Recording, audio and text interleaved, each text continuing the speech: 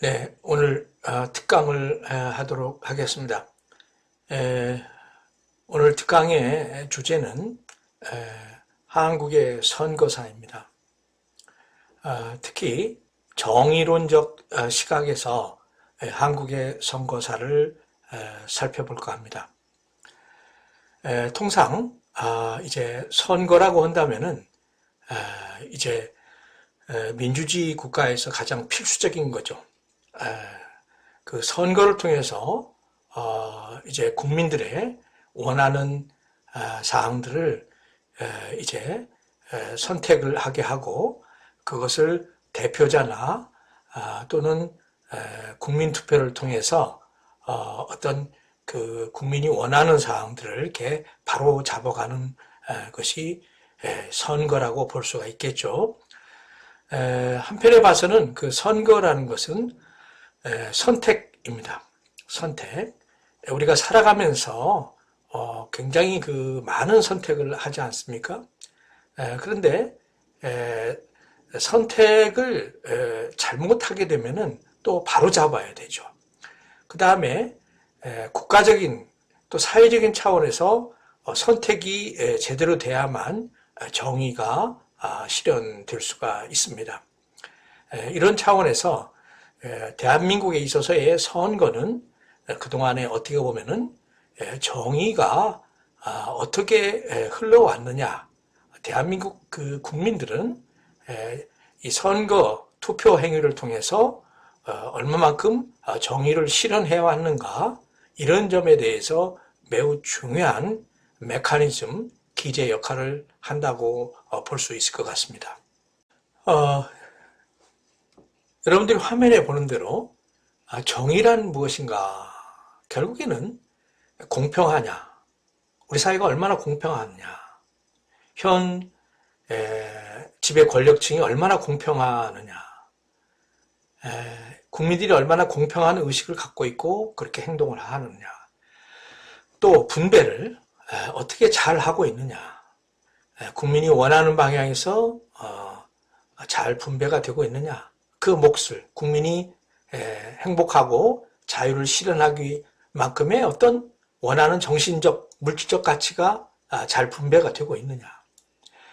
또 이 자유 경쟁 사회이기 때문에 능력이 많거나 특출한 어떤 재능이 있거나 뭐 이런 경우 또 뭐 이제 어느 정도 이제 자기 조상들로부터 상속을 받은 그와 같은 부를 또 태어날 때부터 소위 그 숟가락이 뭐 우리가 비유적으로 금숟가락이다 뭐 그런 비유도 있지 않습니까? 이런 경우에는 이제 자기 의지와 관계없이 조상이 잘 살았기 때문에 이제 재산을 물려받게 돼요. 그러나 이것은 공정하지 못한 거라고 볼 수가 있겠죠. 그래서 결국에는 그와 같은 유산도 어느 정도 세금으로 이제 환수를 해야 됩니다. 그 다음에 그 세금을 거둬진 것은 또 다른 또 재분배 과정에서 못 사는 사람들한테 또 기회를 박탈당한 사람들한테 또 공정하게 또 기회를 줄 수 있고 또 재분배를 해줄 수 있어야 됩니다. 바로 이런 것들이 정의에 관련된 문제겠죠. 또 얼마나 기회가 균등했느냐. 최근 대한민국 사회에 나타나는 또 자기 아버지가 고관대작이다. 그 다음에 자기 어머니가 고관대작이다. 그래서 자식들은 더 많은 기회를 갖게 된다. 이것은 정의롭지 못한 거라고 생각이 들죠. 또 평등해야 됩니다. 우리 사회는 이제 대한민국 헌법에서도 보장되듯이 모든 국민은 평등해야 됩니다. 그러나 불평등한 측면들이 있어서 차별을 받는다. 이런 것들도 정의와 관련된 문제이겠죠.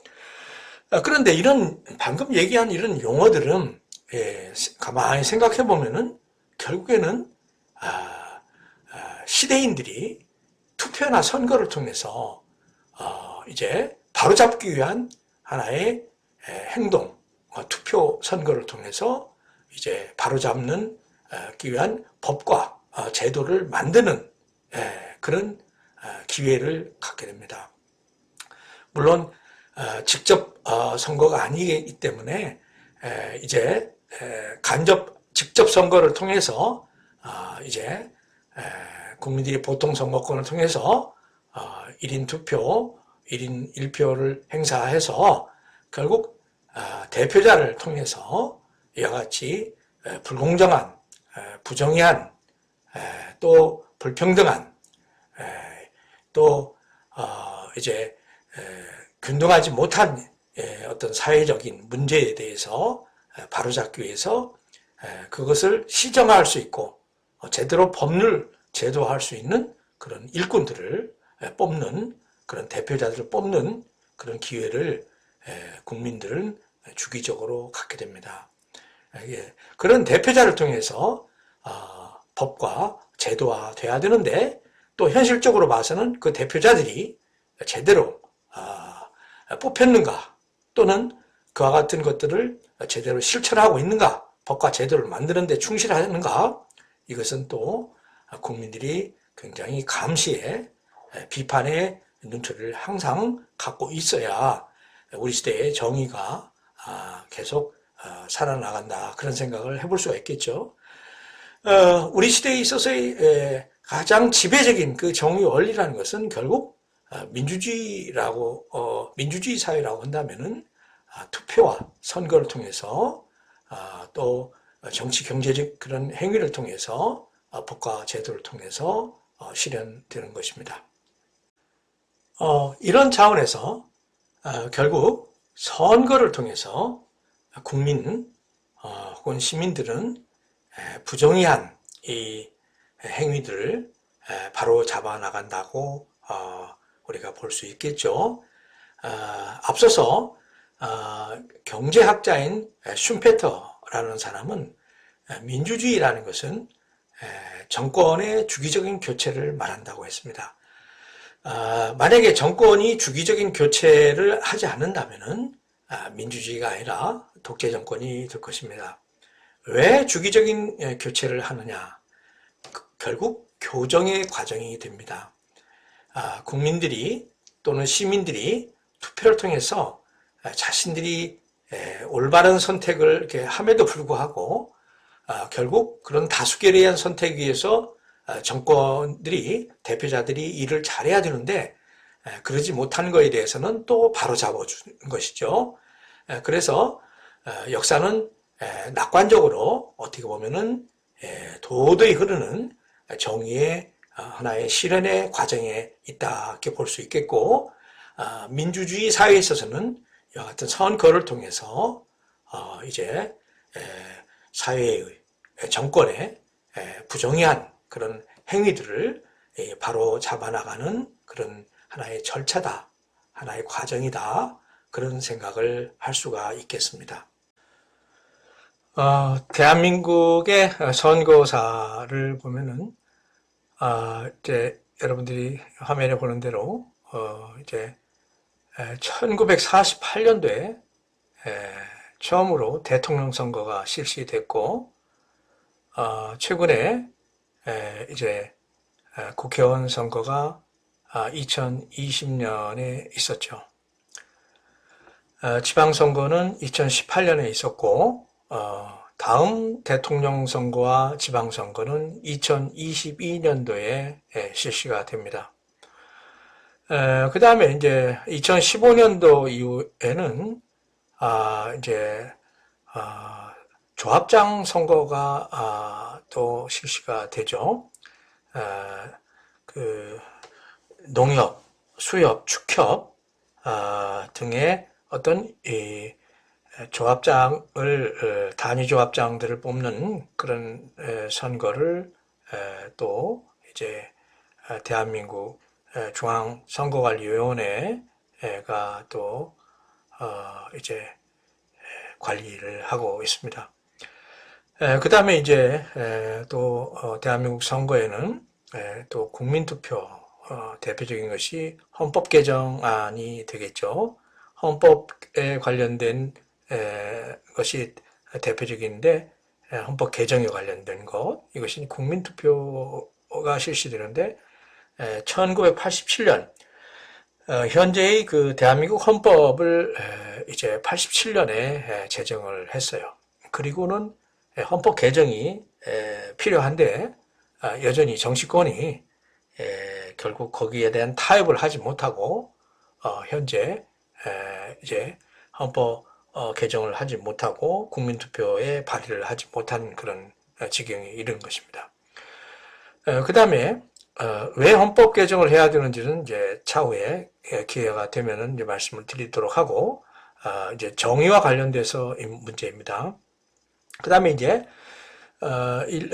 재보궐선거가 이제 최근에 들어와서는 이제 거의 매년 실시되는 그런 형국을 취하고 있습니다. 1년에 2번씩 재보궐선거가 이제 실시되다가 최근 들어서서는 또 이제 1년에 한 번씩 이렇게 이제 바뀌게 되는 그런 선거의 과정을 이렇게 볼 수가 있어요. 이제 대한민국 선거는 참 많이 치러진 것 같죠.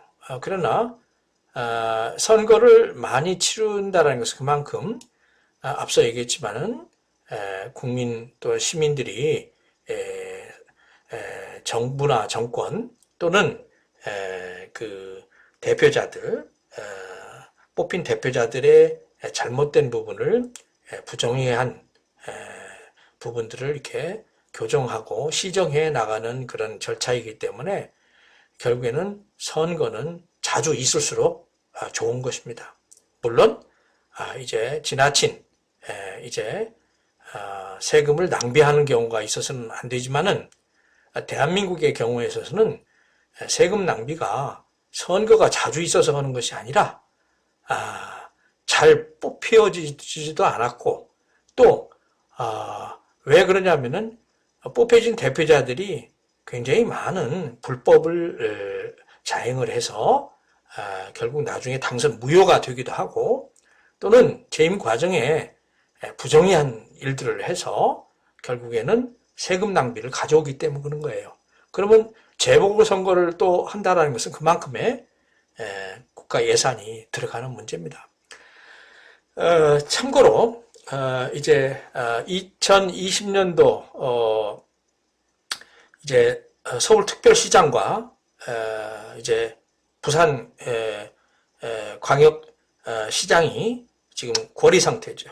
지금 이제 문제가 있어서 두 분 다 그 두 자리가 비어 있어서 이제 재보궐선거를 실시하는데 그 예산이 수백억이 들어갑니다.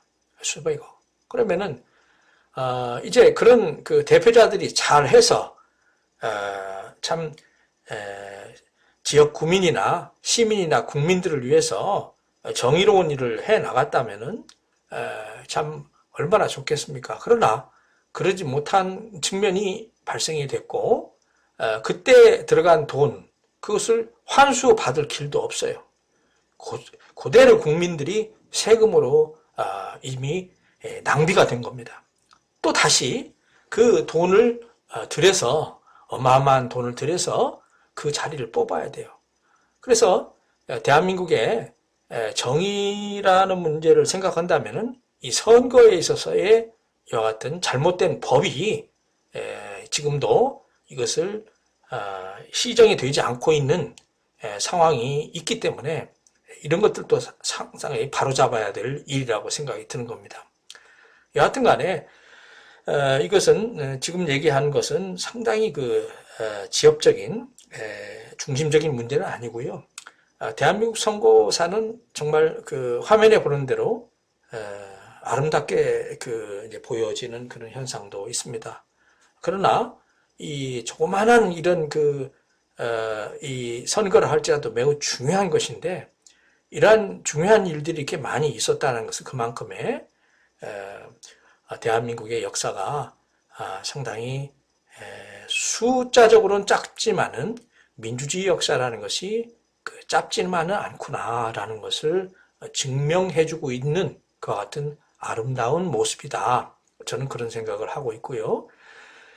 그 다음에 이 선거 과정에서 또 우리가 살펴볼 수 있는 것은 아까 대통령 선거가 1948년, 48년도에 대한민국 정부가 수립이 됐죠.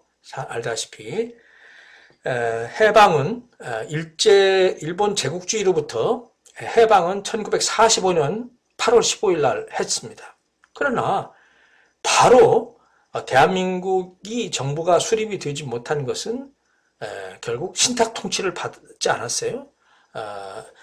미군의 신탁 통치, 군정을 받고 나서 결국 48년도에 이제 대한민국 정부가 이제 합법적인 정부가 성립이 되는 것인데, 이 1948년도 이후에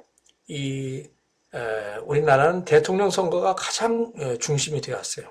그것은 대한민국은 자유민주주의 국가라 상권 분립의 국가입니다. 그러나 1987년에 현재의 헌법이 이제 이루어졌는데도 여전히 참 대통령 중심제적인 그와 같은 상권 분립이 돼 있어요. 형식적으로는 상권 분립이지만은 대통령의 권한은 대단한 것입니다. 그 다음에 이 대통령의 권한이 대단하다 보니까 정말 제대로 된 상권 분립이 됐는지 여기에 대해서는 상당히 국민들도 회의를 갖는 것은 사실입니다.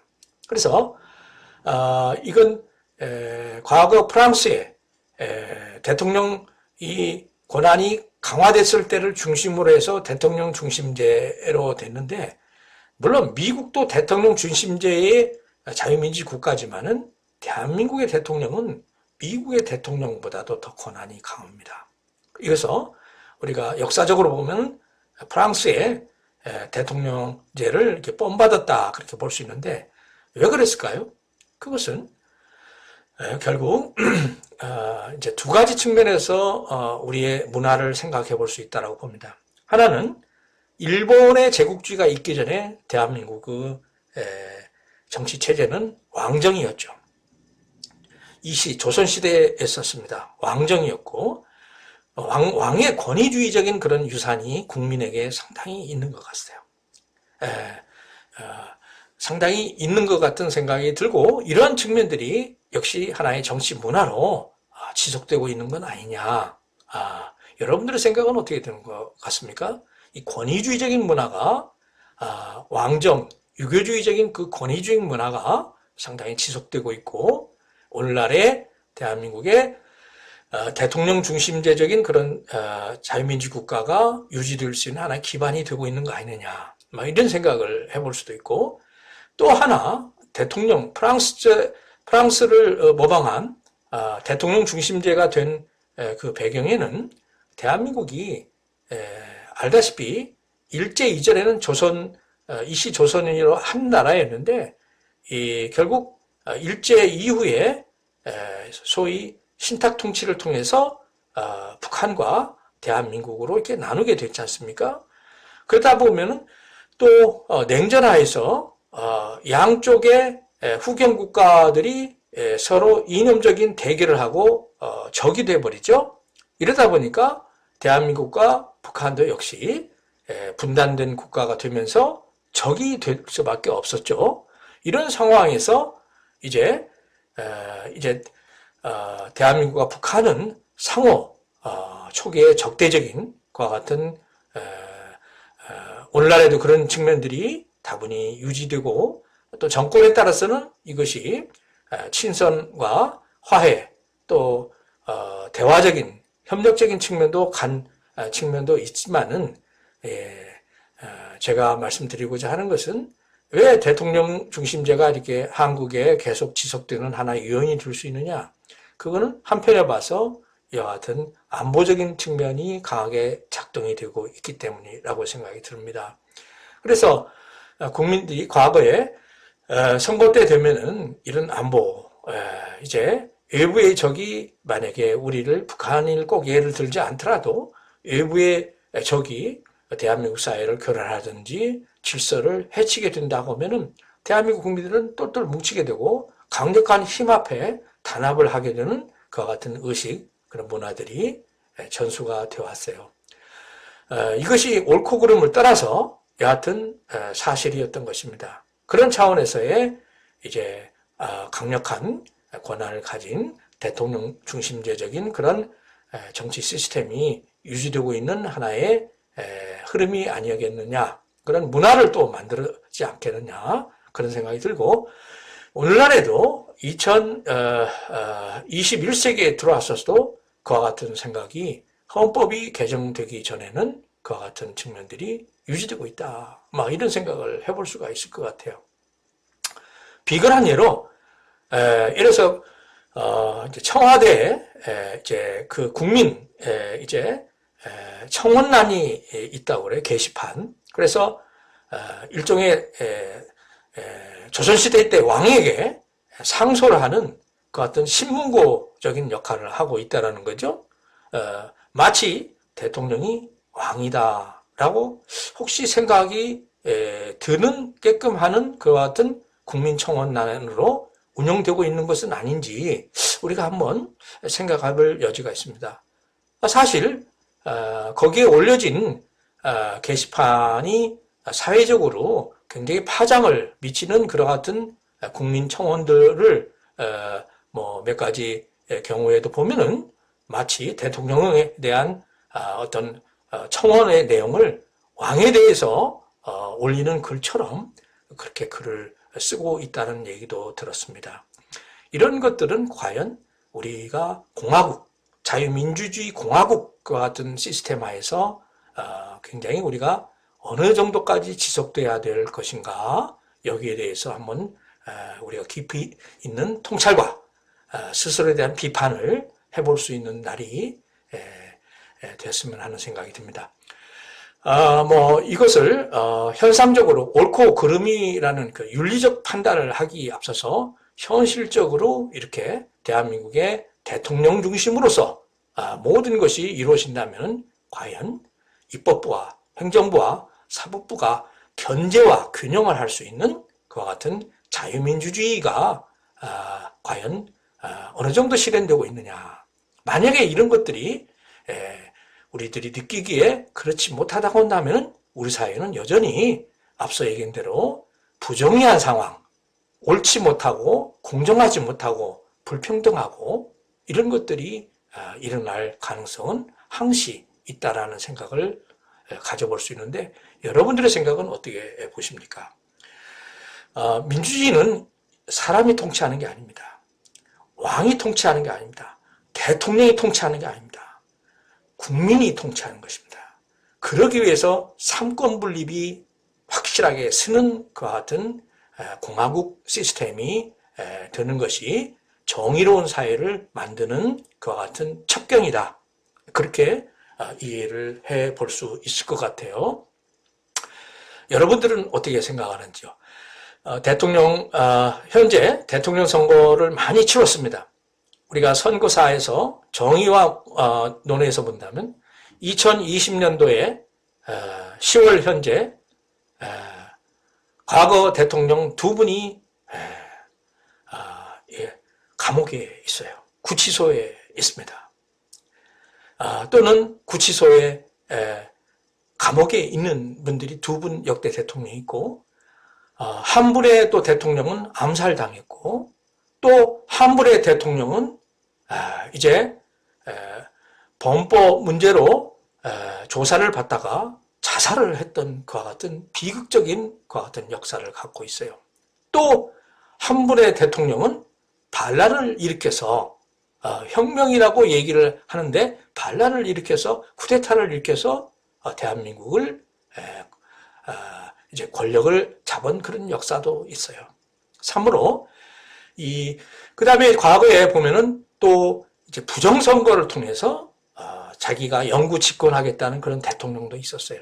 이와 같은 것들이 다 대한민국의 대통령 선거를 통해서 국민들이 뽑은 그와 같은 우리들의 역사다, 그런 생각을 해봅니다. 그러나 이제 우리가 이와 같은 선거 역사를 통해서 올바르게 우리가 정의로운 사회를 만들어 나가기 위해서는 결국에는 앞으로도 대통령이 통치하는 것이 아니라 법이 통치하고 제도가 통치하고 법과 제도를 만드는 그와 같은 국민들이 통치하는 그와 같은 시스템으로 바뀌어 나가는 것이 매우 필요한 상황이다. 이런 상황에서의 우리의 정의의 모습은 현재 어떠한가? 이것을 생각해보지 않게 하지 않을 수가 없겠죠. 이런 차원에서 우리가 대통령 선거의 그와 같은 과정들을 한번 살펴봤고요. 그 다음에 부통령 선거도 있었어요. 그것은 생략하기로 하고, 또 중요한 것이 입법부의 이제 헌법 하나의 기관인 국회의원을 뽑는 선거들이 총 21번이 있었죠. 올해가 2020년도에 이제 선거가 있었습니다. 이 국회의원 선거를 통해서 현재 이제 대한민국의 지역을 대표하는 국회의원들의 역할은 국민의 의견을 전체적인 입장에서 국가를 올바른 방향으로 정의를 실해 나가도록 법률을 만드는 것이 제1 임무고, 두 번째는 행정부를 견제하는 것이 두 번째입니다. 그러기 위해서 행정부의 권한인 예산안을 항상 심사를 하죠. 예산안을 심사하고 그 다음에 예산안을 통과줍니다. 그 다음에 행정부가 잘 하고 있는지 못하는지 행정부에 대해서 이제 해마다 감사를 합니다. 그런데 국회의원 선거는 많이 치러졌는데 여러분들이 보기에 과연 국회의원들을 잘 뽑혔고 국회의원들이 제대로 일을 하고 있는지에 대해서는 우리가 한번 생각해 볼 필요가 있어요.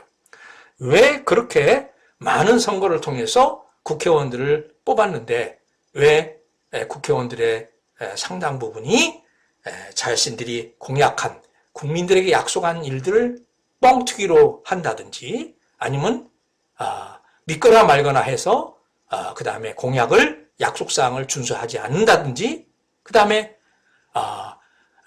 정파에 매몰돼 가지고 제대로 국정감사를 하지 않는다든지, 이런 일들이 만약에 선거에 있어서 이게 나타났다라고 한다면은 이 정치 불신감은 대단하지 않을 수가 없을 거라고 보여져요. 이런 차원에서 입법부라는 것은 방금 얘기했듯이 그와 같은 측면에서 국민들의 정의를 실현하라, 그렇게 대표를 뽑은 분들이 그런 일들을 할 수 있는 그런 선거 시스템을 우리가 계속적으로 보완하고 만들어 나가야 될 필요성이 있지 않을까, 그런 생각이 듭니다. 대한민국 선거 중에서 국회의원 선거에 시정돼야 될 또 가장 문제점 중에 하나는, 아까 무슨 공약이 빌공짜에서 그냥 믿거나 말거나 해서 그냥 선심성 공약이 이행되거나 말거나 하는 것들을 국민을 막 현란을 시키고 하나의 오락화 시켜서 그냥 표만 얻으면 된다, 이런 식으로 만약에 갔다고 한다면은 이것은 굉장히 잘못된 선거였다라고 생각될 수 있을 것입니다. 입법이 굉장히 중요한 일들인데, 대한민국의 법률은 실제적으로 1948년 정부 수립 이후에 법을 정비하고 만들 이유가 없었어요. 아니, 기간이 없었어요. 3년 동안 미군의 군정통에 준비를 했다고 하지만은 여러모로 일제하에서 취약했어요. 일본 제국주의가 취약한 그런 구조를 만들 수밖에 없어서 법률도 그대로 일본적인 것을 그대로 받아오는 거예요. 그 다음에 이런 것들이 고치는 일만 해도 국회의원들의 임무는 벅차입니다. 굉장히 더 많은 국회의원들이 필요할 텐데 선거 때만 되면 국회의원 수가 너무 많다, 이런 얘기도 나오고 그래요. 그건 왜 그랬을까 생각을 해보면은 받은 봉급만큼 그렇게 일을 하지 않은 그런 국민적인 원성이 아니겠느냐. 결국 뭐냐? 법을 만드는데 매진하지 못했고, 그 다음에 국정감사를 행정부를 견제하는데 충실하지 못했고, 그를 통해서 국민들의 정의 실현을 대변하지 못했기 때문에 그런 지적이 나오는 거 아니느냐. 뭐 이런 얘기를 듣곤 해요. 그래서 그런 차원에서 향후에 이제 지역의 대표가 아니라 지역을 대표하는 전체 국민의 이익을 입법화하라는 것입니다. 지역의 어떤 그 이익을 이기주의적으로 그런 하라는 입법을 하라는 그런 국회의원 선거가 아닙니다. 그러다 보니까 선거 때만 되면은 국회의원들은 내가 지역의 예산을 얼마나 따왔느니, 지역에 뭐를 했느니 이런 얘기를 하는데 국회의원은 엄밀히 말해서 지역을 대표하는 국가의 법률을 만드는 것입니다. 그래서 이런 차원에서의 우리의 정의가 만약에 이런 차원으로서 국회가 일을 해왔다 하면은 그런 지적이 만약에 있다고 하면은 사실상 입법부를 통한 정의 실현은 상당히 우리가 용원하지 않겠느냐. 조금 노력을 더 많이 해야 하지 않겠느냐. 그런 생각을 해볼 수가 있을 것 같습니다. 다음으로는 지방선거를 또 간략히 살펴보도록 하겠습니다. 1952년부터 최근에는 2018년에 지방선거가 있었고 또 4년마다 실시되니까 향후에는 2022년도에 대통령 선거와 같이 실시될지는 아직도 모르겠어요. 그것은 이제 국회의원들이 법률화를 만들어야 되는데 그분들이 어떻게 할지는 모르겠어요. 그러나 지방선거가 있고 대통령 선거가 2022년 얼마 남지 않은 그런 시간에 또 선거가 있게 되는데 지방선거의 목적은 뭐냐? 지방자치입니다. 풀뿌리 민주주의입니다. 그러나 형식적으로는 지방선거, 풀뿌리 민주주의가 이렇게 도입이 됐지만은 사실상 대한민국은 지방선거를 통해서 풀뿌리 민주주의가 제대로 되고 있지 않습니다. 그건 왜 그러냐면은 헌법상 지방자치에 대한 규정과 조항, 권한 이런 것들이 너무 미흡하기 때문입니다. 헌법에 지방자치를 한다라고 돼 있지만은 또 다른 여러 가지 경제적인 또 행정적인 그런 조항에 따라서 지방이 제대로 자치의 기능을 발휘할 수 없는 그런 현실적인 문제가 있습니다. 이런 차원에서도 결국에 오늘날에도 많은 이제 관련된 사람들이 문제를 제기하고 있습니다만은 그것이 개선되기를 한번 기대를 해보는 거죠. 그 다음에 이제 나머지 선거 이것은 생략을 하도록 하고 결론적으로 대한민국 선거사는 아까도 얘기했지만은 여러 가지 문제가 있는 점도 제가 지적을 했습니다만은 크게 봐서 이렇게 많은 선거가 치러진 점에 있어서 짧은 그런 역사 속에서 짧은 민주주의 역사에서는 상당히 아름다운 모습으로 보여지는 것은 사실입니다. 겉을 보기에는 아름다운 모습으로 보여지는데 이렇게 구석구석 더 깊게 살펴보면은 아름답지 못한 그런 점들은 우리가 향후에 좀 더 정의로운 측면에서 결국 이것을 해결해 나가는 지혜로운 그와 같은 선거 시스템을 도입해야 하지 않겠느냐. 그런 국민들이 지혜를 모아야 하지 않겠느냐. 그런 생각을 해볼 수 있을 것 같아요. 민주주의 사회에서 정의를 실현해 나가는데 매우 중요한 메커니즘의 하나가 선거입니다. 선거는 이제 주기적으로 국민들이나 선거를 참가하는 유권자들이 그들이 추구하는 공동의 목표를 이제 달성하기 위해서, 즉 더불어서 잘 살기 위한 거 아니겠어요? 예를 들어서 국가 사회를 예를 든다면은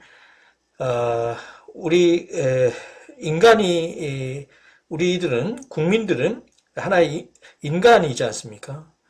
사는 목적이 뭐겠습니까? 사는 목적은 보다 자유스럽고 보다 많은 행복을 누리면서 내가 이 국가 사회에 얼마나 쓸모가 있고 유용한지 거기에 대해서 보람 있게 살아가는 것이 삶의 목적이 아니겠어요? 그런데 이제 더불어서 살다 보니까 많은 문제들이 나오고, 그러면 모든 인간들이, 모든 국민들이 이와 같은 자유와 행복과 유용함이라는 그들의 목표를 공동적으로 달성하기 위해서 결국 만들어 놓은 것이 국가와 사회예요. 계약론의 입장에서 본다면은. 그런데 그렇게 이제 해 나가기 위해서 이제 국가 사회를 이제 합의적으로 계약을 통해서 이제 만들었다. 이제 사회 계약론의 이론적 뼈대가 그렇게 되지 않습니까? 그러다 보니까 이제 국가 사회의 주인인 국민들과 시민들이 결국에는 자신들의 공동의 목표인 자유와 행복, 유용함을 달성하기 위해서 일을 해야 돼요. 서로 간에 협력을 해 나가야 되는데 이 직접적으로 만나서 옛날에는 이렇게 만나서 광장에서 모여서 상의하고 이렇게 조그마한 집단인 경우에는 그렇게 하지도 하지만은 뭐 이렇게 큰 국가 사회가 돼버리니까 이제 나름대로 이제 최선의 방법을 모색했는데 그것이 인류가 만들어놓은 최대의 그 지혜로운 작품 중에 하나가 민주주의 사회 아니겠어요? 민주주의 국가 아니겠어요? 참 그런 그 인간의 작품 중에서 위대한 작품이에요. 민주주의 사회, 민주주의 국가라는 것은. 그래서 민주주의 사회 국가를 만들어 놓고 그들의 대표를 뽑는 거 아니에요. 대표를 통해서 공동의 목표를 추구해야 하는 그런 방향에서 이제 자신들은 자신들의 국민들이나 시민들은 자신들의 이제 밥벌이를 한다든지 자신의 소일거리를 한다든지 자신의 어떤 개인적인 일을 하는데 이 대표자들은 그 모든 그 국민들이나 시민들의 어떤 공통된 자유와 행복, 유용함을 증진시키기 위해서 서로 머리를 맞대고 그렇게 해서 법을 만들고 제도를 만들어 나온 거 아니에요? 근데 그러는 과정에서도 그분들한테 너무 위임을 하니까 이게 이제 사람인지라 이 공동의 이익을 추구하는 것이 아니라 특정 자신들 이익뿐만 아니라 특정 어떤 계층이나 특권 계층이나 특정 정파나 그쪽을 쏠리게 되는 측면도 나타날 수 있겠죠. 인간인지라. 그러기 위해서 이제 견제가 필요하다. 그래서 만들어낸 것이 입법부와 사법부, 그 다음에 행정부를 견제 균형시키는 최선의 그와 같은 민주주의 시스템을 만들어낸 거 아니에요? 인간이? 그것도 대단한 그 작품이죠. 인간이 만들어낸 작품 중에서. 그래서 이제 결국에는 그런 대표들을 뽑는 것을 통해서 인간의 자유와 행복, 유용함을 공통적으로 달성을 해 나가기 위해서 있는데 그렇게 해서 서로 더불어서 조화롭게 잘 살아나가는 것, 국가 사회뿐만 아니라 자연의 구성원으로서 자신들의 이익뿐만 아니라 다른 구성원들, 자연과 사회 국가의 다른 구성원들과 더불어서 같이 조화롭게 살아나가는 것, 그것이 정의예요. 그런데 쏠림은 현상, 공정하지 못하고 불공평하고 조화롭지 못하고 싸움박질하고 갈등이 일어나고 전쟁이 일어나고 그 다음에 기회가 균등해하는데 특권층이 기회를 가져가고 뭐 이래 평등하지 못하고 불평등하고 차별받고 이런 것들이 다 부정의한 문제겠죠. 정의로움이라는 것은 궁극적으로 우리가 살아가는 목적에 비추어서 다른 사람이나 다른 구성원들이 똑같이 그들의 목적을 내가 추구하는 목적과 잘 조화롭게 이루어내는 것, 이것이 결국 정의인데 결국 민주주의 사회라는 것은 그렇게 견제와 균형을 통해서 이게 하나의 정의로운 상태를 만들어내는 최선의 시스템으로 인류는 그렇게 진화시킨 거예요. 이 자연계만 진화해온 것이 아니라 국가 사회에 이런 것도 진화시키고 있는 것이죠. 결국에는 깨우친 시민들이 그 자각에 의해서 더 훌륭한 법과 제도를 만들어내고 대표를 만들어내고 하는 것이 중요해요. 그런 모든 기본이 결국 선거다. 민주주의 사회라는 것이 아주 가장 진화한 아주 최적의 인간의 정의를 실현할 수 있는 그와 같은 사회 시스템을 만들 수 있다고 하면은 결국에는 선거를 잘해야 됩니다. 투표를 잘해야 되는 것입니다. 이것이 결국에는 민주주의 사회에 있어서의 최적의 정의 상태를 만들어내는 하나의 메커니즘이 된다. 최적의 하나의 기제가 된다. 그래서 그런 기제를 잘 우리가 갖고 나가고 문제가 있는 것은 기름줄 치고 그 다음에 또 고장난 것은 수리를 해서 이 메커니즘이 이 기계가 선거라는 메커니즘이 잘 작동해 나가도록 우리는 그런 노력을 해야 될 필요성이 있다는 것이죠. 이런 차원에서 선거 한국의 선거를 이렇게 살펴보는 것은 결국 이 선거라는 메커니즘이 얼마나 잘 작동되어 왔는가, 즉 정의가 조화롭게 사는 삶의 문제가 얼마나 잘 굴러왔는가, 굴러가고 있는가, 이런 거에 대해서 우리에게 생각해 볼 수 있는 그런 시간을 갖게 하는 것입니다. 다음으로는 이 한국의 선거사의 특징을 한번 살펴볼까요? 선거의 이제 재미는 무엇은 뭐 야구처럼 여러분들 야구 좋아하시는 역전 홈런을 때린다든지 인간이 만들어낸 또 아까 내가 작품 멋있는 작품이 선거라고 했는데 또 하나 작품이 게임이고 게임의 극치는 전쟁이라고 그래요. 참 전쟁이 있어서는 안 되는데 아이러니컬하게도 인간은 선거를 즐기고 또 게임을 즐기다 보니까 전쟁을 또 즐기는 그런 동물인가 봐요. 사실 선거가 잘 이루어지는 나라에서도 전쟁은 있었어요. 이제 과거에 히틀러는 선거를 통해서 그 최고 통치자가 됐고, 그 다음에 그 사람은 이제 자기 민족이 게르만 민족이죠. 게르만 민족이 살만한 공간이 당시 독일의 영토로는 너무 협소하다.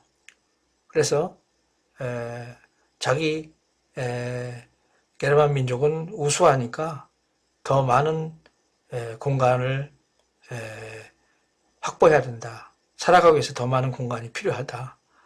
그래가지고 이웃 나라를 정복하는데 그게 전쟁의 시작이었어요. 그게 이제 명분이었어요. 삶의 공간을 늘려 나가는.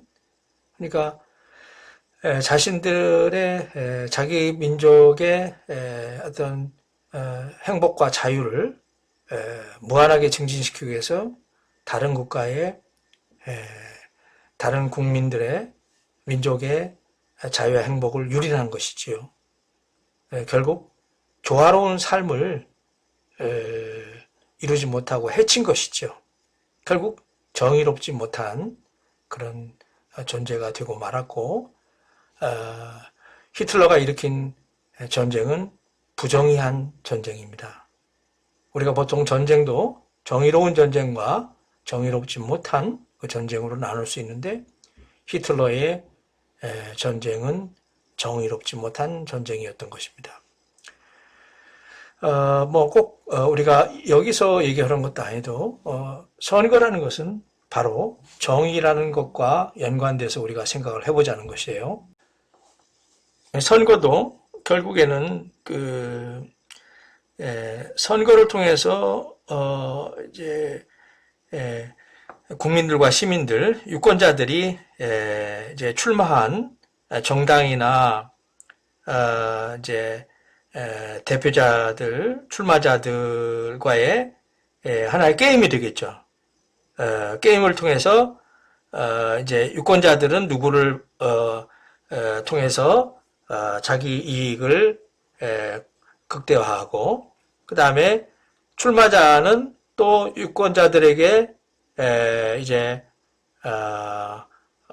표를 얻기 위해서 그 유권자들의 이익과 공통의 이익을 결부시켜서 할 수 있는 것들을 이렇게 정책화하고 이슈화해서 결국에는 선거라는 메커니즘은 결국에 뭐냐면 이 사회를 올바른 방향으로 개선시켜 나가고 부족한 것을 보완해주고 그렇게 서로 보완해 줄 수 있는 하나의 축제의 장이 돼 나가는 겁니다. 그래서 장기적인 측면에서는 이게 하나의 이게 골고루 모든 국민에게 평등하고 기회를 더 주고 그 다음에 균형 있게 그 다음에 재분배하고 이렇게 공정하게 할 수 있는 그런 장기적인 게임이라고 보면 되겠어요. 선거라는 게. 이런 차원에서 이제 유권자들과 출마자들은 그런 심리를 가지고 상호 심리를 잘 전략으로 삼아서 그걸 활용하게 됩니다. 그래서 우리가 평상시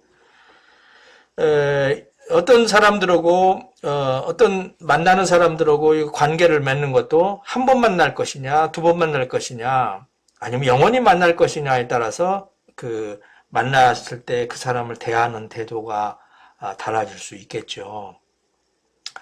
게임이 그렇지 않습니까? 게임 이론을 꼭 예를 들지 않더라도 우리가 한 번 만나느냐, 일회성 게임이냐, 두 번 만나냐, 이회성 게임이냐, 무한대로 N회성 게임이냐. 그래서 궁극적으로 보면은 이 게임 이론가들은 이제 인간은 협력적 게임을 할 수밖에 없다라는 거예요. 협력적 게임이고 그 다음에 인류학자, 그 다음에 그 진화생물학자들도 연구를 해본 결과 인간이 이기적인데 자기 이익만을 추구하는데 결국에는 어떻게 이렇게 문명이 번창해 오느냐.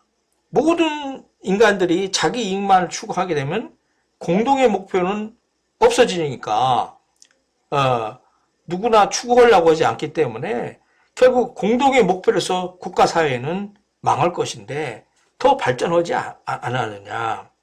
근데 이것을 인류학자나 진화생물학자들이 연구한 결과 게임 이론가들과 똑같은 얘기를 하는 거예요. 결국에는 인간은 협력적이다. 그러나 그 찬스를 비협력이 자기한테 유리하느냐, 상대방한테 비협력이나 배신을 때린다든지 이런 것들이 더 그래서 자기 이익을 추구하는 것이 유리할 것이냐, 아니면은 지금 좀 손해를 보더라도 먼 장래를 보면서 이렇게 그 사람과 관계를 맺느냐, 이런 것들을 저울질하게 되는 것이죠. 그래서 상대의 심리를 잘 활용을 하고 이용하게 되는 그런 것들이 선거에서 활용이 됩니다. 아까 말씀드렸지만은 선거는 궁극적으로 봐서 이 정의를 실현시킬 수 있는 민주주의 사회에서의 어떤 메커니즘 중에 최고의 메커니즘입니다.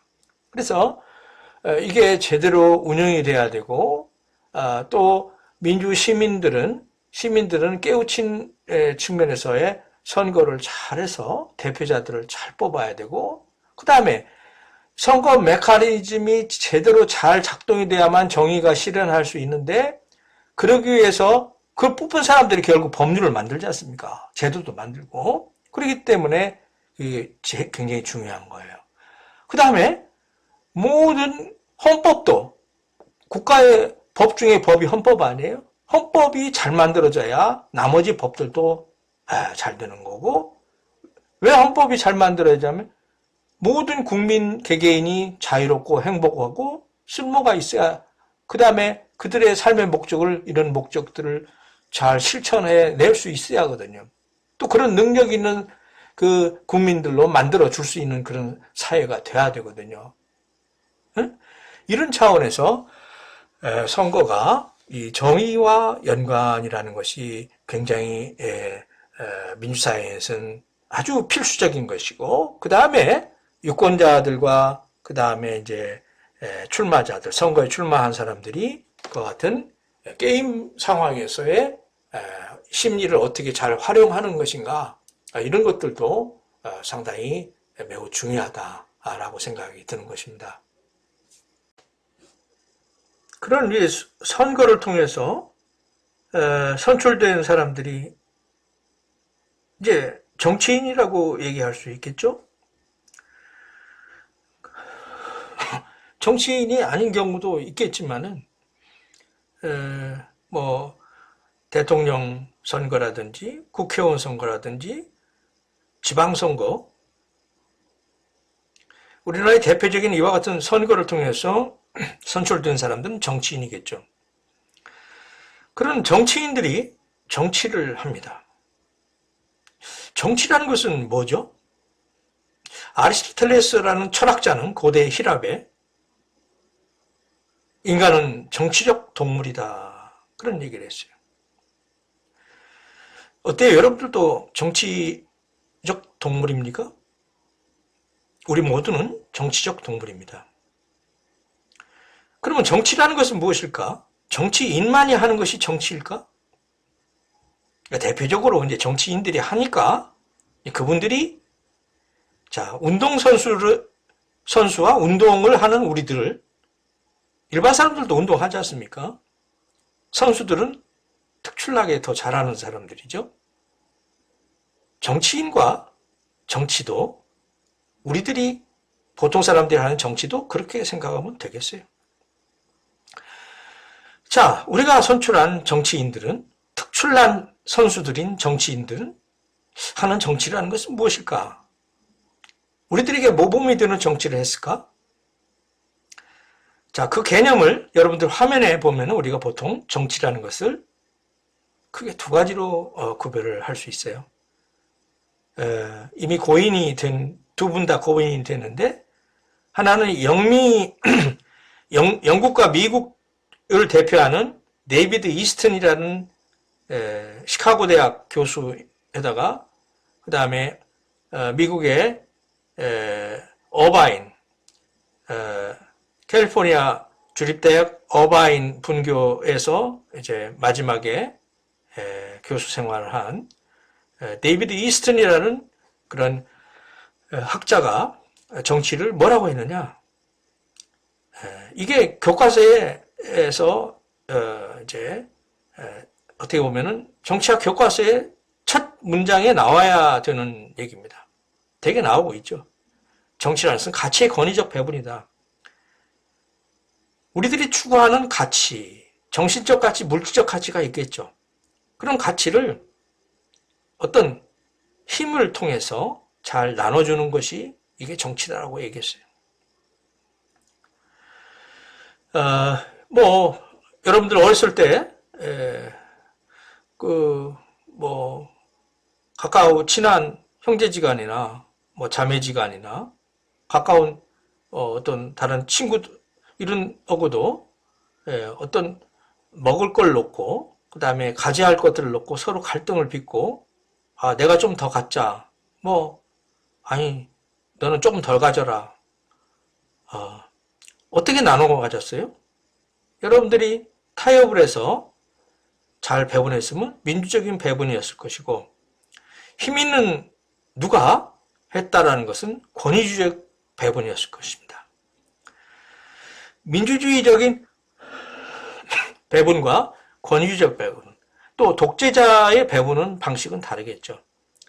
바로 독재정치, 민주정치, 권위주의 정치라고 우리가 수식어를 붙이는 그 배경이 바로 방금 설명드린 거예요. 정치를 나눠주는 거라고 생각해요. 골고루 잘. 그렇게 생각한 사람이 데이비드 이스틴 박사와 같은 사람의 생각이다. 이게 고전적으로 정치에 대한 개념 규정입니다. 그러면은 여러분들은 우리는 살아가면서 그 나눔에 대해서 얼마나 많은 일들이 많겠어요? 그런 차원에서 아까 얘기했던 아리스토텔레스가 얘기한 대로 인간은 정치적 동물인 것입니다. 또 한편에 대륙 계통의 독일의 헌법학자이자 정치학자인 칼 슈미트라는 그런 학자는 뭐라고 했냐면 정치는 내 편과 네 편을 가르는 것이다. 적과 악원을 가르는 것이다. 나와 너를 가르는 것이다. 이것을 정치라고 생각했어요. 소위 세력 다툼이겠죠. 세력 다툼. 여러분들 국제사회에서 동맹 개념을 생각하면 알 수 있겠죠. 국제사회가 아니라 여러분들이 게임을 좋아하시죠? 예. 디지털 게임. 여기서도 동맹. 바로 이런 개념이 칼 슈미트적인 정치 개념이에요. 내 편, 네 편. 이런 것들로 잘 나누는 거. 그것은 결국 파워, 힘을 추구하는 것이에요. 힘. 그래서 정의에 관련돼서도 이 두 학자의 영미계통과 대륙계통의 어떤 정의에 관련된 추구 방식이 차이가 있다는 것이죠. 그렇다고 하면은 이제 우리 대한민국의 선거 역사는 어떠했는가? 이것을 바로 게임의 상황에 넣어서 바로 이와 같은 정의 원리에 따라서 생각을 해볼 수가 있는 것이에요. 앞서 전자는 데이비드 이스튼 박사가 얘기한 대로 정치란 가치의 권위적 배분이라고 얘기하는 그런 측면에서 본다면은 우리가 어떤 사회에서 살아가느냐 그 사회에 따라서 시간과 역사의 제약을 따라서 시간과 공간의 제약을 받아서 정의 원리는 달라지는 것입니다. 정의는 하나인데 정의를 달성하기 위한 기본적인 원리가 뭐냐 이것에 따라서 정의 원리가 달라지는 것입니다. 하지만은 독일의 칼 슈미트적인 그 개념에서 본다면은 적과 악을 구별한다. 이것은 세력의 싸움이에요. 결국 정의는 힘이나 파워를 정의라고 생각하는 그런 경향이 많게 되는 것입니다. 아이러니컬하게도 조금 전에 얘기했던 히틀러와 같은 사람은 독일 사람인데 히틀러의 정의는 결국 힘이었어요. 파워였어요. 자기 민족만이 더 큰 생활 공간을 가져야 된다. 더 큰 영토를 가져야 된다. 이와 같은 차원에서의 정의를 내세웠던 것이죠. 자, 그렇다고 하면은 한국의 선거사에서 이와 같은 방금 얘기한 정의 관련해서 어떤 내용들이 등장했겠는가? 그런 내용을 한번 여러분들로 생각을 해보도록 하겠습니다. 다시 말씀드려서 선거, 특히 한국의 선거 역사를 살펴보는데 선거에 직면하고 있는 상황이 출마한 사람들이나 정당이나 또는 이에 대해서 투표를 하는 유권자들 간의 하나의 게임의 상황이다. 이렇게 놓고 볼 수 있을 것 같아요.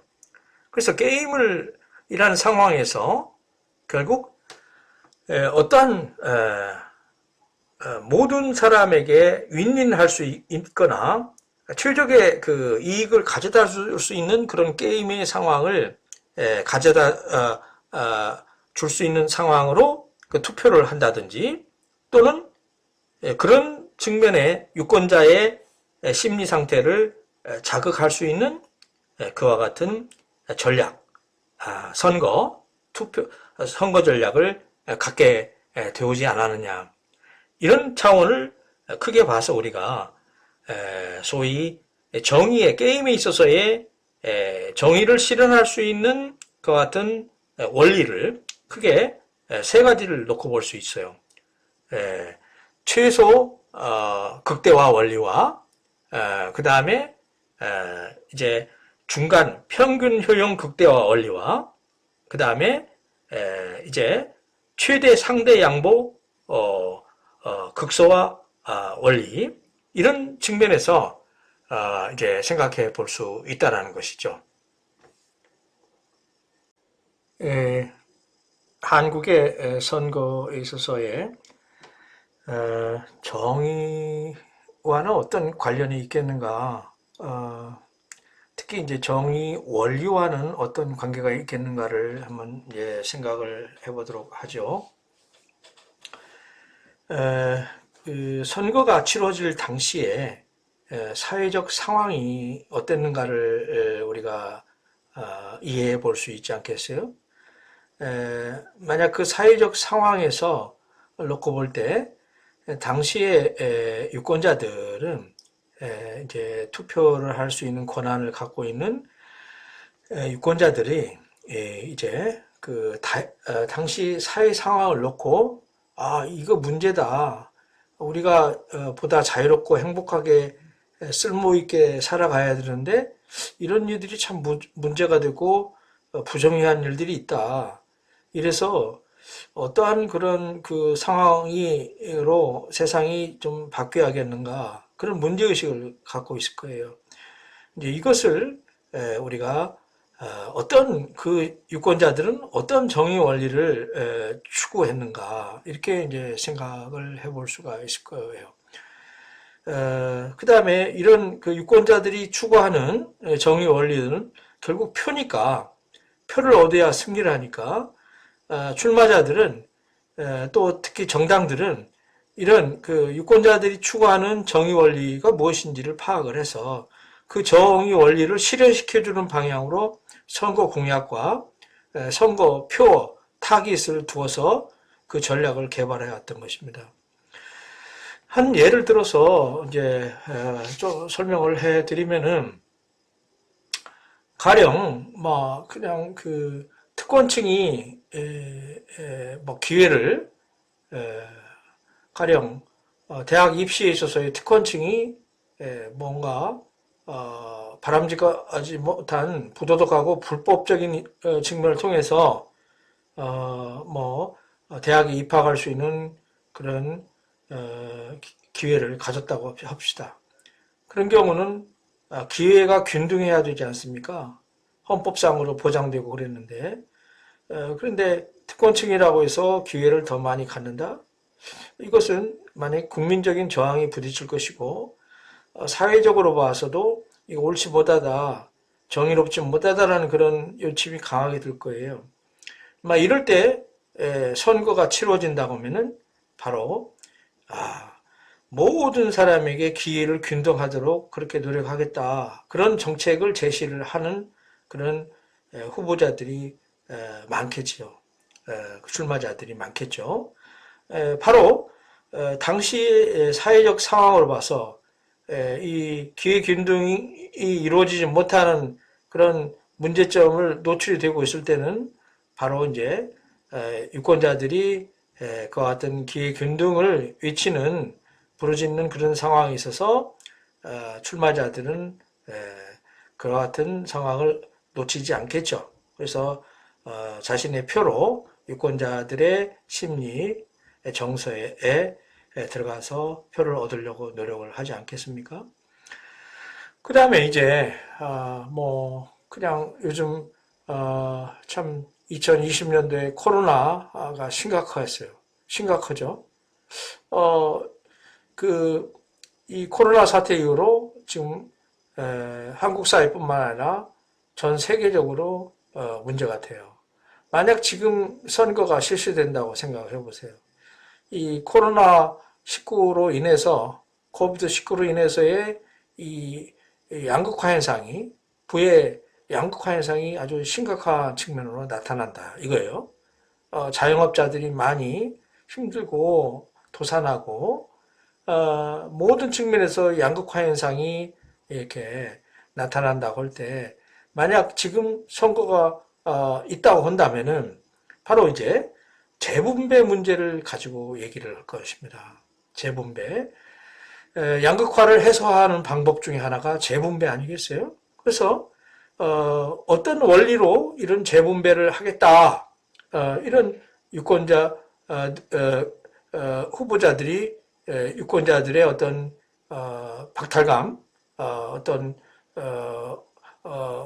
양극화 현상의 어떤 심리적 불안을 이제 노리고 들어가서 표를 얻으려고 하지 않겠어요?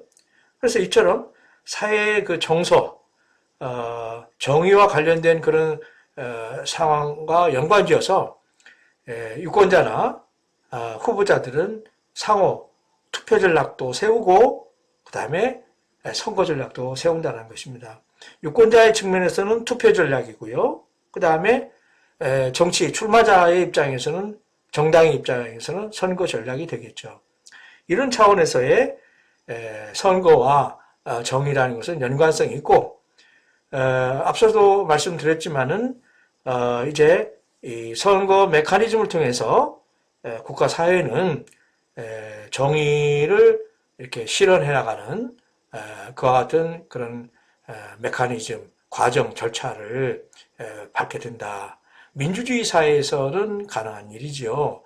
뭐 공산주의라든지 독재 국가에서는 선거 자체가 무용지물이니까 이런 측면들이 방금 얘기한 일들이 나타나지 않겠습니다만은 민주주의 국가, 민주주의 사회에 있어서의 인간이 만든 최대의 걸작품인 이 선거를 통해서 우리 사회는 보다 정의로운, 보다 더 베터한, 더 나은 사회를 향해서 나갈 수 있는 그런 측면들이 투표 전략과 선거 전략에서 나타나게 된다라는 것을 여러분들이 이해할 수 있을 것입니다.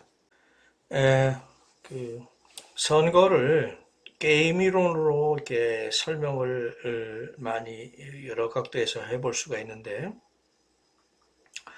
게임 이론은 그 또 정의에 관련된 것과 연관시켜서 또 설명이 잘 되죠. 그래서 선거와 게임, 정의 원리에 관련된 우리들의 이해를 단순화시켜서 설명하는데 이 세 가지가 굉장히 중요하리라고 생각합니다. 근데 이제 게임 이론의 용어 중에서 이제 중요한 것이 신뢰, 상호 신뢰와 그 다음에 얼마나 협력을 하느냐, 아니면 배신하느냐, 그 다음에 신뢰가 있는 상황에서는 협력하고 또 정보를 나눠 갖죠. 그래서 이 게임에 있어서 중요한 용어가 또 신뢰와 정보, 협력, 그 다음에 배신, 이런 용어들이, 개념들이 매우 중요합니다.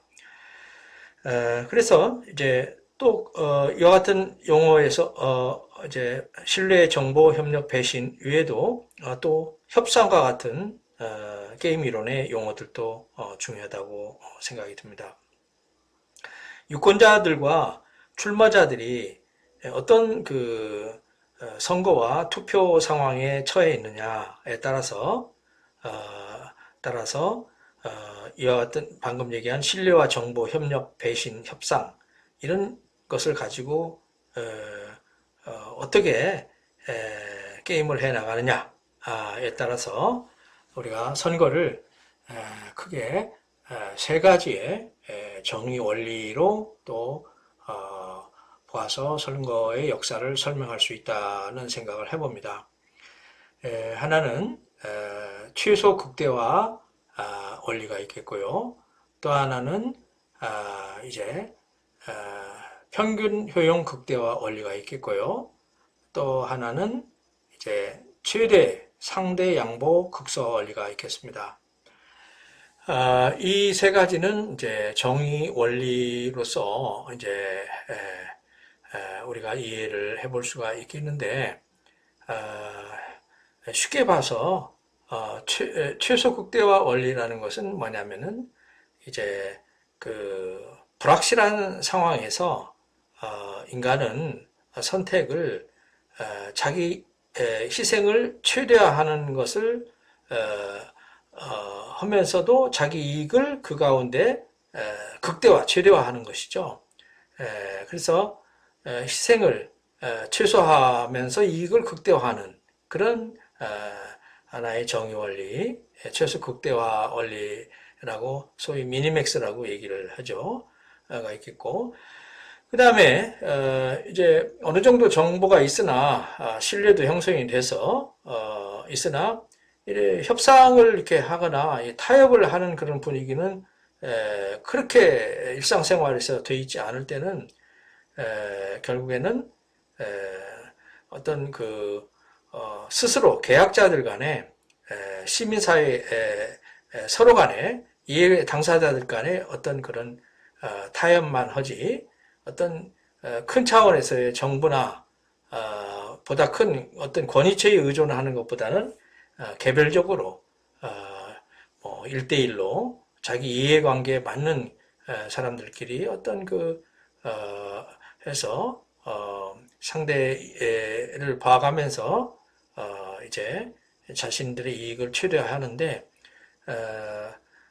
완전한 믿음이 없기 때문에 상대에 대해서 중간 정도만 유지하면 돼. 상대가 뭐를 어떤 패를 내놓을지 모르니까 그 상대에 대해서도 대해서 한 중간 정도만 기회를 갖도록 하자. 그래서 중간 쪽에 기대를 하는 겁니다. 그래서 평균 효용이라는 것은 이제 저 사람이 얼마 가질 것 같으니까 나도 얼마를 갖겠다. 그래서 합쳐서 나 중간 정도만 갖겠다. 반절만 갖겠다. 뭐 그런 측면에서의 어떤 전략이 이루어지는 것입니다. 그렇지만 이 중간 값을 하여튼 갖더라도 최대한도로 가지려고 하는 그런 노력들이 이루어지는 거죠. 이게 이제 쉽게 설명을 해보려고 했는데 평균 효용 극대화 원리입니다. 그 다음에 세 번째로 봐서는 이제 완전히 이제 정보가 많은 사회예요. 사회고 뭐 인터넷 네트워크가 막 소위 뭐 소셜 미디어 우리식으로는 뭐 SNS라고 얘기하는데 뭐 정보를 완전히 가지고 있어요. 얼마든지 얻으려면 노력하면 가질 수 있어요. 이런 상황에서는 어떤 상황이 되느냐? 결국 이제 상대한테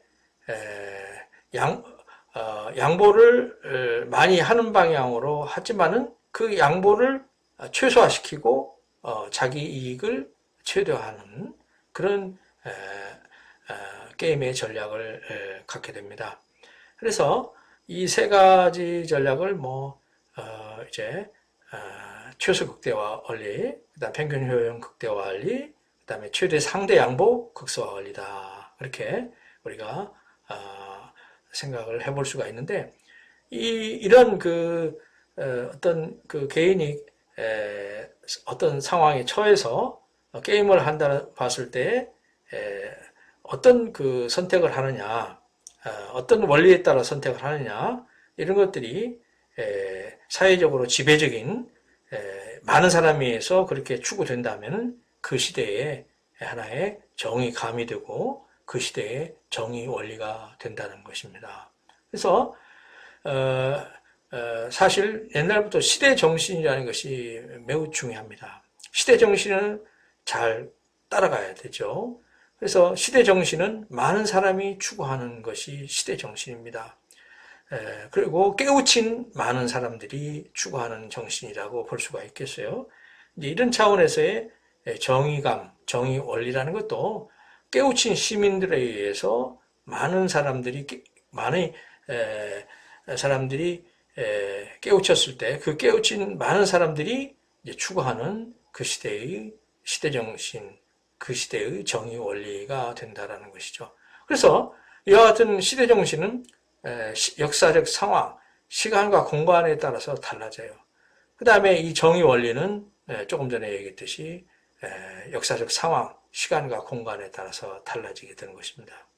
그래서 이제 정치인들은, 출마하는 사람들은 또는 유권자들은 그와 같은 시대 정신, 당시 대다수 많은 깨우친 시민들이 추구하는 정의 원리를 쫓아서 선거와 투표 전략을 세우는 거라는 생각을 해볼 수가 있는 것이죠. 이런 차원에서의 대한민국 선거도 몇 가지 특징적인 것을 우리가 한번 생각해 볼 수 있습니다. 첫 번째, 게임의 상황에 처해 있은 유권자들이나 이제 출마자들, 정치인들이 서로 신뢰가 떨어지는 경우가 있을 거예요. 즉, 이제 이것을 사회 국가의 구성원들이 이제 신뢰도가 떨어지는 거예요. 이제 국민들은 정치인을 믿지 못하고 정부를 믿지 못하고 뭐 이렇게 사회 전반적으로 이래 신뢰도가 떨어집니다. 그래서 법 질서도 상당히 뭐 이제 무질서하고 그다음에 그 교통 그 특히 이제 교통 도로상에서의 어떤 주행이나 이런 그 법 질서 지키는 것을 보면은 사회 질서 당시의 사회 구성원들의 심리 상태를 우리가 이해할 수가 있는데 뭐 단편적인 이해겠지만은 이것은 신뢰도가 떨어지는 경우라고 볼 수가 있어요. 남을 믿지 못해요. 이게 남을 믿지 못하니까 어쨌든 남을 앞질러 가야 돼요. 뭐 이런 차원에서의 보통 우리가 정보 중에서도 이 여러 가지 정보가 있지 않겠어요? 근데 인간의 이성적인 그런 정보를 그 흐름을 잘 믿지 않는 그런 사회적 흐름이 있을 수가 있습니다. 그 반면에 이성적인 정보는 믿지 않는데 감정적이거나 본능, 직관적인 그런 정보를 믿는 경향은 있어요. 뭐 이런 사회에서는 이제 감정적으로 유대 관계는 믿어요. 감정에서 나오는 그런 정보들, 소위 혈연, 지연, 학연 이런 정보 거기서 나오는 것을 정보를 믿어요. 그 다음에 본능 직관적인 정보를 믿어요. 점쟁이 많이 찾아가요. 점술가들을 많이 찾습니다. 그래서 이성적으로 정보, 어떤 이치적으로 알려주는 정보에 대해서는 믿지 못다. 뭐 그런 게 있겠어? 아니야. 뭐 하고 이제 불안하니까 점술가들에 의존하는 그런 그 사회 흐름들이 나타나는 그런 상황이 있을 수가 있죠. 그런데 여기서 게임은 어떻게 이루어지느냐? 협력. 게임에 있어서 협력은 어떻게 되냐면 조금 전에 얘기했듯이 감정적인 연대와 본능에 입각한 그런 연대들이 지배적입니다. 소위 혈연, 지연, 학연, 그 다음에 머니, 돈에 의해서 그렇게 정보의 흐름들이 지배되고 연결이 되고 믿음도 거기서부터 나오는 거예요. 돈 주면 투표해요. 저 사람이 우리 집안이야. 투표해요. 그 다음에 우리 고향 사람이야. 또 나하고 같은 학교 나왔어. 이거에 의해서 선거가 이루어지는 경향이 있습니다. 그래서 구성원들이 이럴 때 구성원들이 추구하는 정의 원리는 뭐겠습니까? 고대 히랍 그리스의 소피스트인 소크라테스와 논쟁을 했던 트라시마쿠스예요. 트라시마쿠스적인 정의 원리입니다. 그 사람은 뭐라고 그랬어요? 정의는 강자의 이익이다. 즉 정의라는 것은 힘센 사람이 것이다. 힘이 있다라는 거죠. 이 트라시마쿠스적인 정의는 강자의 이익이라는 정의 원리가 혹시 지금도 한국 사회에 이어지고 있다면은 여러분 생각은 어떻게 드는가요? 그러나 분명한 것은 한국 선거에서 한국 정치에서 산업화의 과정에서 이와 같은 선거가 이루어졌습니다. 돈선거, 혈연선거, 그 다음에 지연, 학연에 의한 선거들이 이루어졌던 것이죠. 이런 차원에서의 한국의 선거의 역사의 한 특징을 우리가 생각을 해볼 수가 있는 것 같습니다.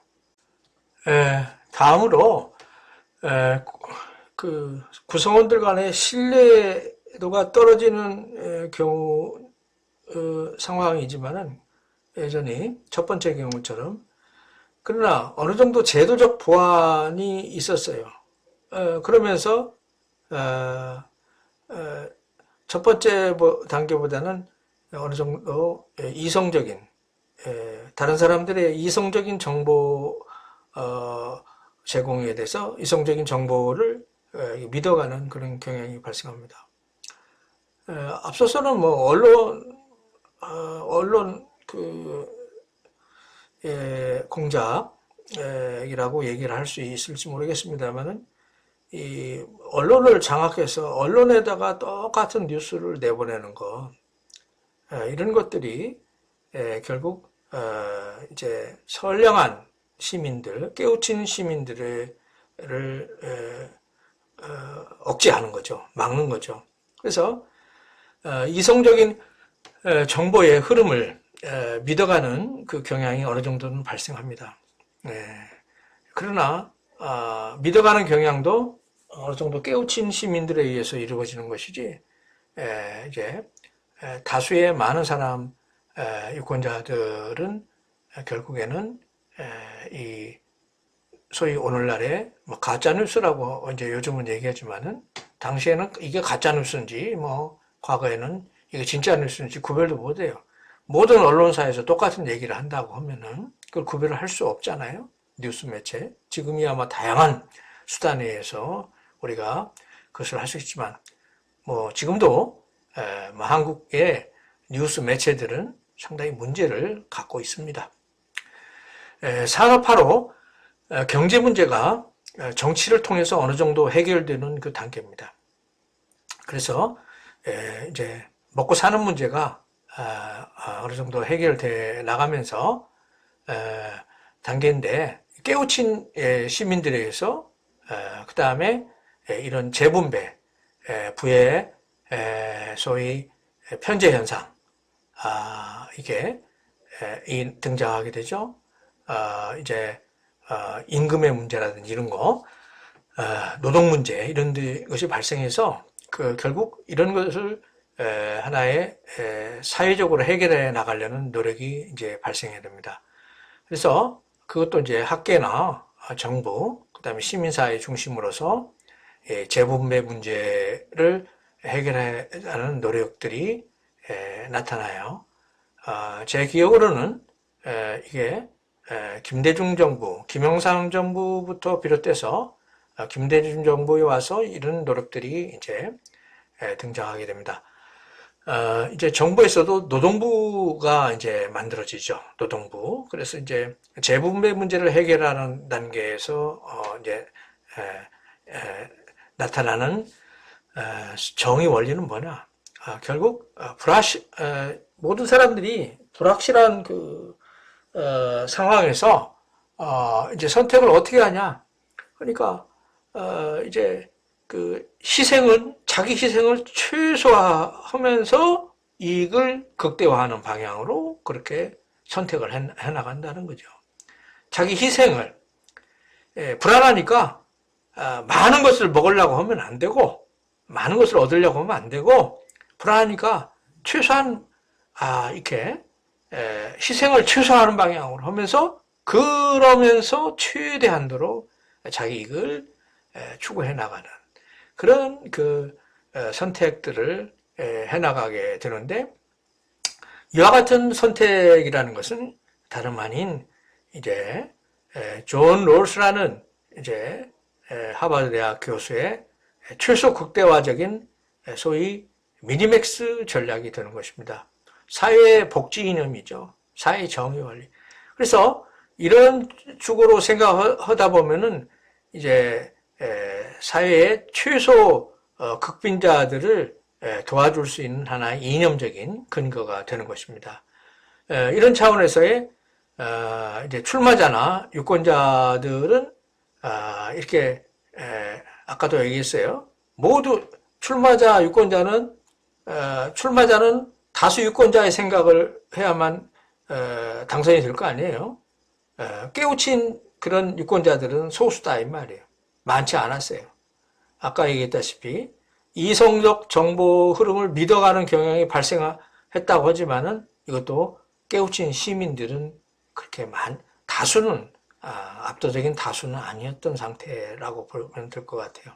그래서 이 당시 있어서의 그 출마자나 유권자의 투표 전략은 이것이 이상적인 상황이 되겠지만은 구체적으로 하나의 선거에서 나타나진 않았고 당시 깨우친 시민들과 그 다음에 깨우친 정치인들이 이와 같은 것들을 해안적으로 해서 우리 사회를 보다 개량적으로 더 좋은 사회를 만들어 나가는 데 있어서의 하나의 선거 정책으로서 그렇게 제시를 했다라는 것이죠. 그러다 보니까 그 이후로 많은 선거를 통해서 이 최소 극대화 전략이 대한민국 국가 정부겠죠. 정부의 하나의 복지 시책의 인용을 해서 이런 복지가 굉장히 두터워지는 넓어지고 깊게해지는 그와 같은 확산되는 그런 결과로 나타난 것입니다. 다음으로 이제 대한민국 선거에서 보면은 죄수의 딜레마 게임을 통해서 이제 구성원들이 상호 협력해 나가는 선거가 등장합니다. 윈윈하는 선거인데 출마자나 유권자들이 서로 간의 이익을 얻기 위해서 전략적 행동을 하는데 이 전략적 선택이라고 할 수도 있겠죠. 전략적 선택으로서 이렇게 흥정을 해 나갑니다. 그래서 유권자나 출마자가 정책적인 요구를 한다든지 정책적인 변화를 시켜서 이렇게 평균값에 투표하는 경향으로 나타납니다. 그래서 이제 미래는 불확실하죠. 그 불확실한 상황에서 나름대로 어떤 주관적 확률을 구한 다음에 그 주관적 확률에 따라서 자신을 행동을 하는데 결국 과거 다른 그 정보가 없는 불확실한 상황보다는 정보가 더 많고 개인주의적 경향이 더 많아지기 때문에 결국 산술평균 평균을 극대화하는 그런 경향이 나타납니다. 그래서 유권자 출마자가 이제 평균 극대화 원리를 추구하는 경향이 나타나는 선거가 있는데 소위 이 당시는 중산층을 주로 정책적인 타깃을 하고 그 다음에 정보가 아까도 말씀드렸듯이 많고 보다 신뢰적이기 때문에 이런 측면이 선거 전략과 투표 전략으로 이제 활용되는 그런 선거가 있었던 것입니다. 다음으로 이제 대한민국은 산업화, 민주화, 그 다음에 민주화의 공고화 단계를 거쳐서 공고화 단계를 거치고 있는 중이죠. 공고화 단계를 거친 것은 아니고 공고화의 과정에 있습니다. 이게 다져지는 과정이죠. 여기는 이제 분별력 있는 민주주의라고 얘기합니다. 사례와 분별력이라는 것은 남을 생각하는 거예요. 자, 정의라는 것은 나 혼자만이 사는 것이 아니라 다른 구성원들과 사회나 자연의 다른 구성원들, 구성하는 요소들과의 상호 조화로운 삶을 추구하는 것이다. 간단히 얘기해 보면은 그러면 상호 조화로운 삶을 살아나간다는 것은 뭐냐면 결국에는 타협하는 정신이 발달해야 됩니다. 그래서 이 정보를 위해서 게임에 있어서의 정보가 많이 공유돼야 신뢰가 쌓아갑니다. 한 사람만 정보를 갖게 되면 불신 사회가 되죠. 그래서 정보가 공유되고 그래서 이렇게 되는 것은 또 표현의 자유가 많아야 많은 정보가 나오지 않겠어요? 그래서 그런 것들이 있음으로 인해서 이 자유주의가 더 발전하게 될 텐데 그런데 오히려 이런 상황인데도 불구하고 정보가 공유되고 표현의 자유가 많은데도 불구하고 이것을 역이용해서 이 정치 시장이 아주 교란되고 무질서한 그런 현상들이 나와요. 그러면 여기에서 작용하는 정의 원리는 뭐느냐? 결국에는 아까 얘기했던 대로 힘입니다. 정의는 강자이익이라는 트라시마쿠스적인 정의 원리가 지배합니다. 그래서 산업화와 민주화의 과정에서 힘을 축적한 정치 세력이 대한민국의 정치 시장을 지배하게 됩니다. 유권자들과 출마자들은 이와 같은 정치 시장이 교란되는 과정에서 평균 효용 극대화 원리를 추구하지 않고 다시 트라시마쿠스적인 정의라는 것은 강자의 이익이라는 그런 단계의 고민에 빠져든다라는 것입니다. 오늘날의 대한민국 사회에서 많은 분들이 우려를 하고 있는 현상들은 바로 이런 거라고 볼 수가 있어요. 그래서 이제 그것은 이 민주주의 정치 시스템은 사람이 통치해서는 안 돼요. 대통령이 통치해서는 안 돼요. 국회의원이 통치해서는 안 돼요. 응? 정치인이 통치하는 것이 아니라 국민이 통치해야 돼요. 그러면 상권 분립이 돼야 되는데 상권 분립이 되지 않고 대한민국 헌법상 제왕제적 대통령제가 유지되고 있어요. 그렇기 때문에 사회, 문화 모든 곳곳에 이와 같은 것들이 확산되기 때문에 정의 원리가, 정의가 대혼동이 되고 있고 이런 사원에서 한국 사람들이 정의에 대한 관심이 많은 상황인 것입니다. 이런 차원에서 우리가 선거를 통해서 궁극적으로 우리 정치 시스템이 보다 더 나은 정의사회를 실현할 수 있는 방향으로 그와 같은 입법가들을 뽑아야 되고 그런 정치 지도자들을 뽑아야 되지 않겠느냐 막 그런 생각을 해볼 수가 있는 것이에요. 그 다음에 이제 마지막으로 어느 정도 뭐 그렇다고 해서 지금 현재 뭐 정치인이나 모든 관련된 대표자들이 다 모두 그런 것이 아니라 그런 방향으로 더 보다 노력을 해 나가야 된다라는 생각을 강의자는 하고 있는 것입니다. 그 다음에 이제 마지막으로 이제 미래 사회입니다. 미래 사회에서는 보다 신뢰가 더 많아져야 할 거 아니에요. 우리 사회가 신뢰가 많은 사회에서는 정보 소통도 잘 이루어져야 할 거 아니에요.